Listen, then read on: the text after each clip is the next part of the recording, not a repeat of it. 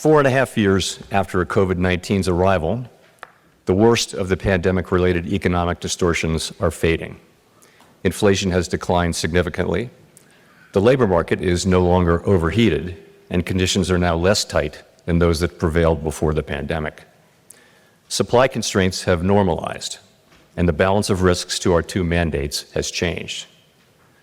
Our objective has been to restore price stability while maintaining a strong labor market, avoiding the sharp increases in unemployment that characterized earlier disinflationary episodes when inflation expectations were less well anchored. While the task is not complete, we have made a good deal of progress toward that outcome. Our restrictive monetary policy helped restore balance between aggregate supply and demand, easing inflationary pressures and ensuring that inflation expectations remained well anchored. Inflation is now much closer to our objective, with prices having risen 2.5% over the past 12 months. After a pause earlier this year, progress toward our 2% objective has resumed. My confidence has grown that inflation is on a sustainable path back to 2%. Today, the labor market has cooled considerably from its formerly overheated state.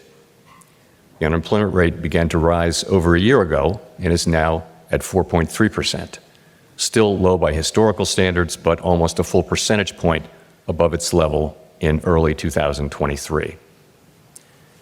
Most of that increase has come over the past 6 months. So far, rising unemployment has not been the result of elevated layoffs, as is typically the case in an economic downturn. Rather, the increase mainly reflects a substantial increase in the supply of workers and a slowdown from the previously frantic pace of hiring.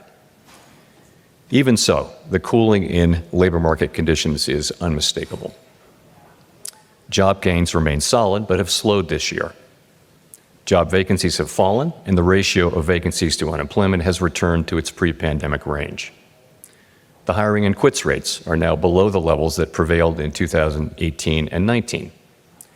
Nominal wage gains have moderated, and all told, labor market conditions are now less tight than just before the pandemic in 2019, a year when inflation ran below 2%.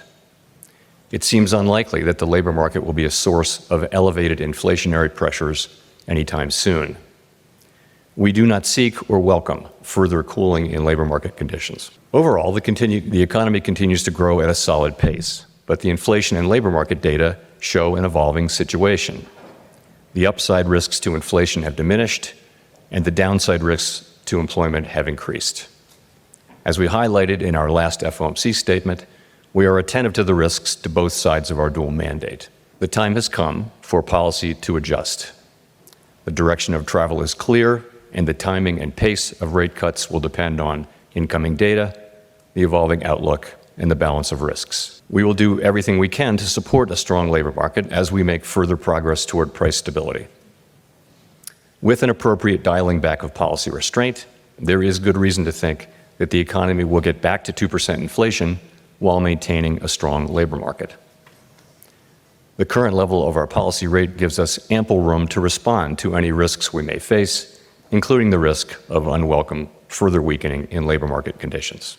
At this podium 2 years ago, I discussed the possibility that addressing inflation could bring some pain in the form of higher unemployment and slower growth. Some argued that getting inflation under control would require a recession and a lengthy period of high unemployment. And I expressed our unconditional commitment to fully restoring price stability and to keeping at it until the job is done. The FOMC did not flinch from carrying out our responsibilities, and our actions forcefully demonstrated our commitment to restoring price stability.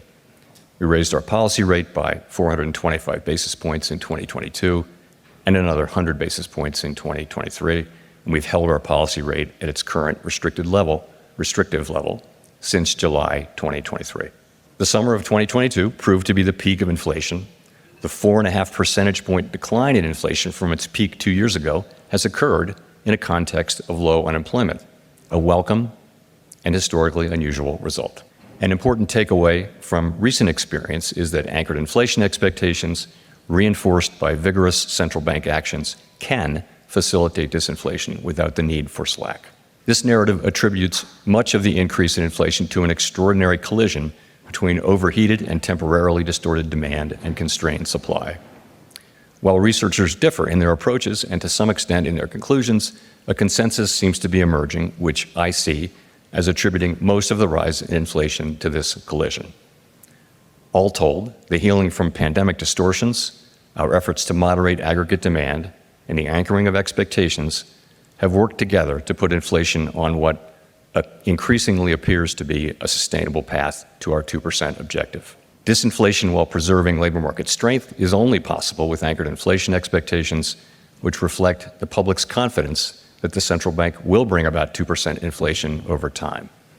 That confidence has been built over decades and reinforced by our actions.